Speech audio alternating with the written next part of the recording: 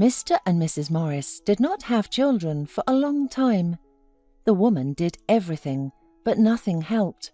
So 10 years passed, and when the couple had almost lost hope, they had a long-awaited baby boy who was named Mason.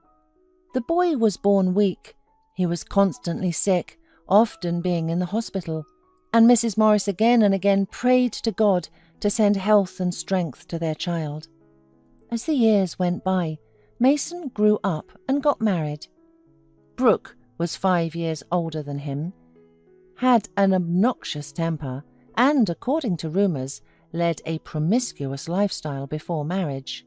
But Mason was so much in love that he did not want to listen to anyone. Immediately after their wedding, the young couple decided to live in the parents' spacious house for a while until they could find something suitable for them. Soon, Mason told his parents that Brooke was expecting a baby. He was over the moon, was literally carrying his wife in his arms and looking forward to the arrival of an heir. But his parents just shook their heads silently. Brooke often went out of the house in her husband's absence, and to any remarks from his parents, she responded with rudeness. However, they did not dare to complain to their son about Brooke's behaviour, so as not to damage their relationship. But one day, Mrs. Morris couldn't stand it. "Son, you should be more strict with Brooke. She came home drunk from her friends yesterday. How can a pregnant woman drink so much?" But Mason didn't like the fact that his mother was judging his wife. Brooke, as always, insinuated to him that she was being undeservedly picked on. Brooke said it was her friend's birthday and she only had half a glass of wine. What's wrong with that? But she and her friend were walking down the street yesterday, staggering around, yelling songs to the whole neighbourhood. Could one glass of wine do that? The father intervened in the conversation. "Talk to her. She can't behave like that while pregnant, or your mother and I don't want to know you anymore."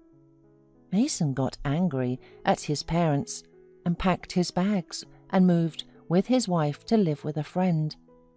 Mrs. Morris was distressed and asked her husband to reconcile with their son, but he was adamant.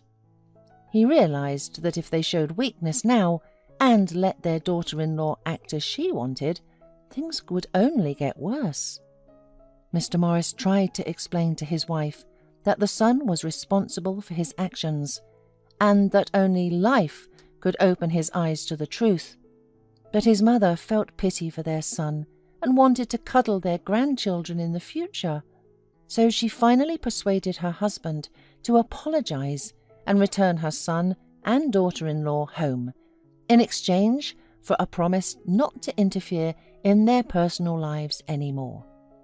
Brooke returned to the house like a real queen, with her head held high and her nose turned up in importance. Next month they lived each in their own half of the house, trying not to cross or bump into each other. And finally, a beautiful girl was born who was named Lucy. But Brooke did not want to continue taking part in the baby's life. She refused to breastfeed the child and soon again began to leave home for long periods of time under various pretexts. Mason at first tolerated, but one day he could not stand it and reproached his wife for the fact that she completely shifted the care of the child on the shoulders of his parents. Upon hearing this, Brooke, without explanation, proudly packed her bags and left home. "Sonny, where is Brooke? The baby's constantly crying, and I need at least a little break, and I have a lot to do around the house as well," complained Mrs. Morris, exhausted from sleepless nights, to her son. "Mum, Brooke is gone. For good." Mrs. Morris looked at her son in confusion. She was frightened that Brooke would now take Lucy, but the son quickly reassured his mother, saying that his wife did not want the child. But Mason himself could not calm down so quickly. After a few days, he decided to seek out his unfaithful wife and persuade her to return. Realizing that it was useless, the mother did not try to dissuade her son, and he went off to look for her. He found her quickly. She was giggling impudently and stupidly in the company of drinking buddies at the other end of town. Mason got angry and, throwing his wife's buddies across the room, tried to take Brooke with him, but the woman desperately resisted. Mason tried to get Brooke to come to her senses and reminded her about the child, but the woman aggressively lashed out and hurled insults at her husband. At that moment, one of Brooke's drinking companions, who had just woken up, hit Mason on the head with something heavy, and the man collapsed on the floor. Mason woke up on the street. When he managed to get home, his mother wanted to call the police, but the son stopped her. He still loved Brooke and did not want her and her friends to be arrested. And the next day he heard from her friend Candy that Brooke, sobered up, had left town in a hurry. Time passed, and Mason, whether from homesickness for Brooke or from a head injury, began to drink more often. Father and mother tried in vain to give his son back the joy of life. Only communication with his little daughter allowed him to forget about his loneliness for a while and not touch the bottle.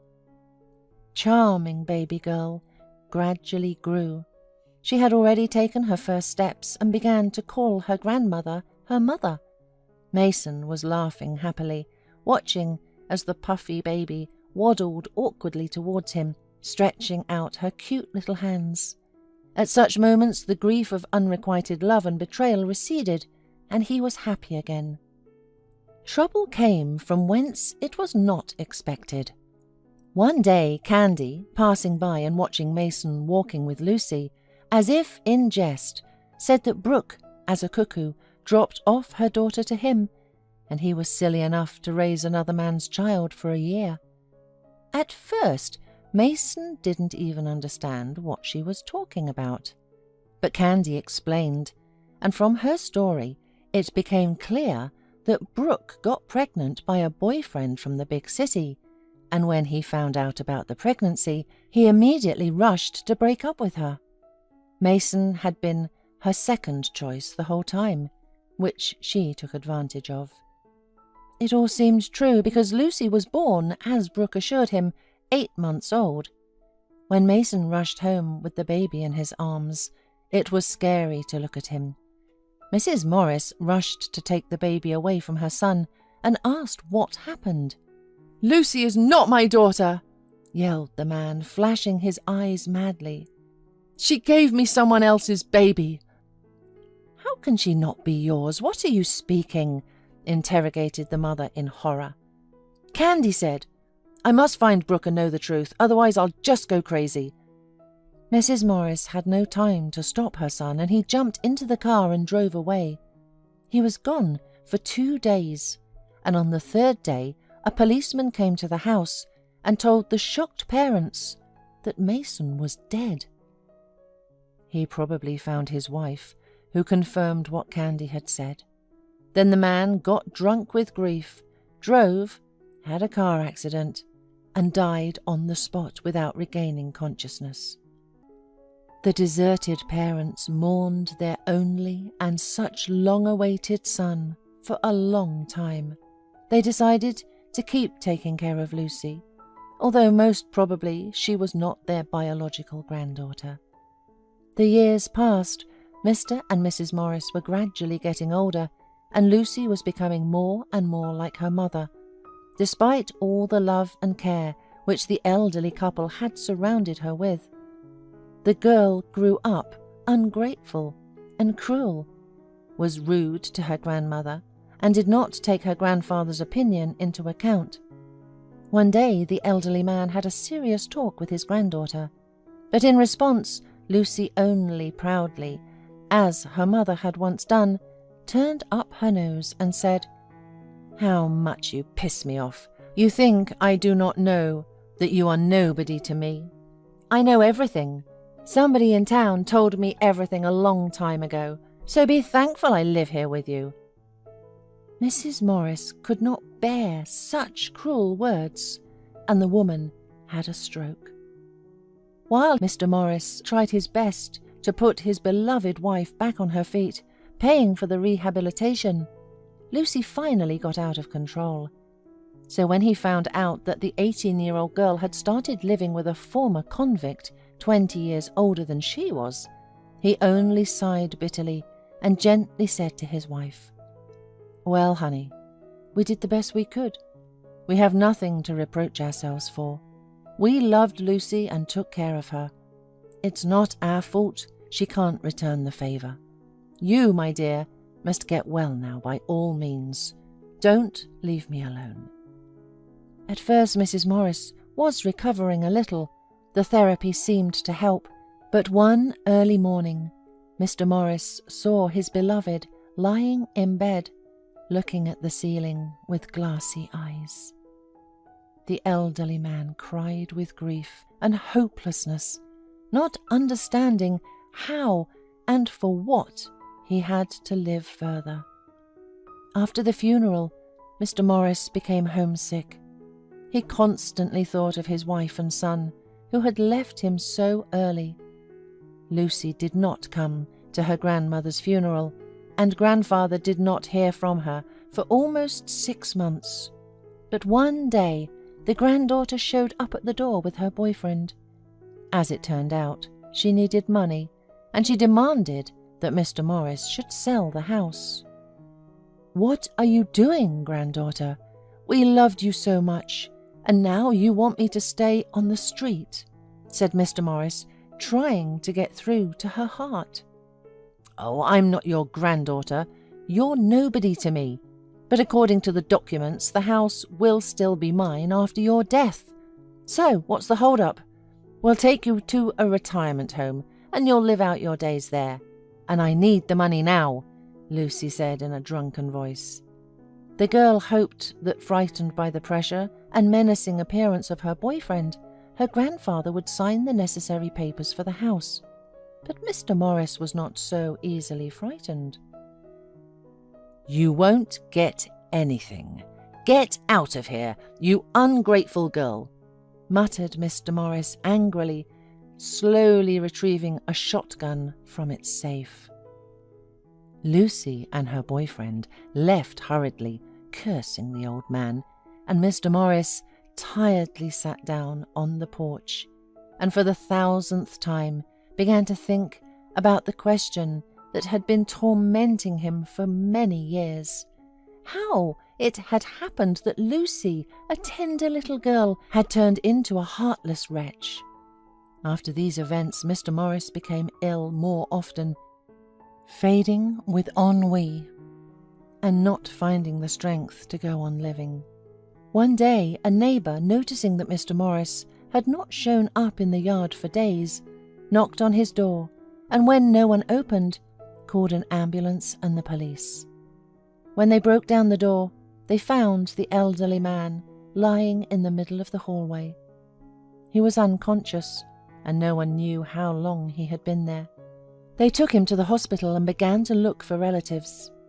After he had suffered a stroke, Mr. Morris needed good care, but Lucy, who arrived, immediately made it clear that she was not going to take care of grandfather and that she was only interested in the inheritance.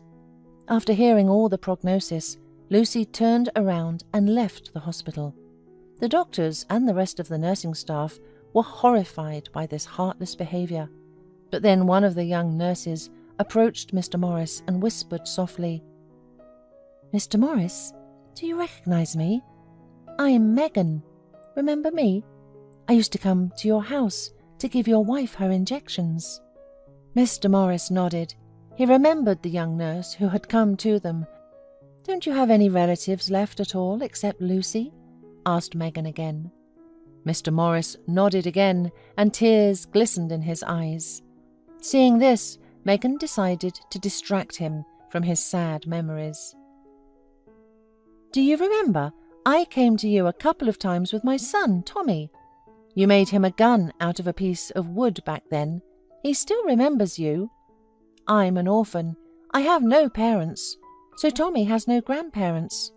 He's been thinking of you as a grandfather ever since, and sometimes asks when he'll see you again. So I have an idea. Let me take you with me. We rent a small apartment, but I'll find a place for you. And when you feel better, you will decide for yourself what to do next, to stay with us or go home. So Mr. Morris found a new family. He was recovering hard after all the years were taking their toll, but Megan's caring hands did their work, and the elderly man slowly went on the mend. Patrick, an old friend of Megan's, who worked as a masseur at a local clinic, helped a lot. He came to Megan's house every evening, massaged the elderly man, and worked on his paralyzed body part, and then Megan fed everyone a delicious dinner.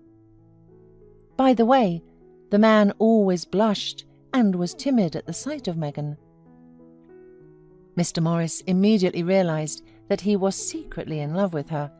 One day he asked Patrick why he would not make any move if he loved Megan, and Patrick confessed he was terrified of rejection. Then the elderly man promised to carefully find out from Megan what she really thought of Patrick. 6 months later, strengthened and happy, Mr. Morris returned to his large house, and not alone, but with the newlyweds and little Tommy. Life began to bubble up again inside the orphaned walls. Megan planted flowers and arranged the garden, while Patrick and Mr. Morris made repairs and then added an annex to the house, since the young couple were expecting an addition to the family. The only one who was displeased was Lucy. She was furious. Having found out from her friend that her grandfather was not only alive and healthy, but also started a new family, the angry granddaughter came to her native town with another boyfriend, and then she entered the yard. She attacked Megan with insults like a fury.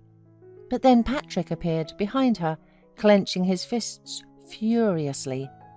There is nothing scarier than a silent, phlegmatic man. When, in front of him, someone insults his beloved woman.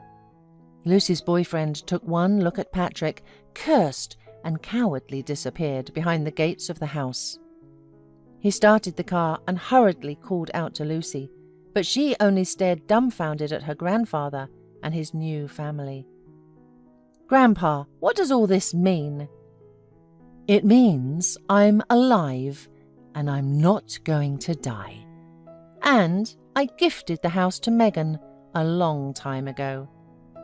Realizing that there would be no money from the sale of the house, Lucy's boyfriend rushed away, raising a cloud of dust, and Lucy, stumbling and swearing, waddled alone to the bus stop.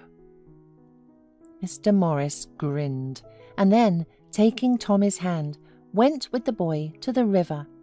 He had promised to build him a fishing rod and to go fishing long ago, and the boy, who loved the elderly man with all his heart, did not leave the elderly man's side for a minute.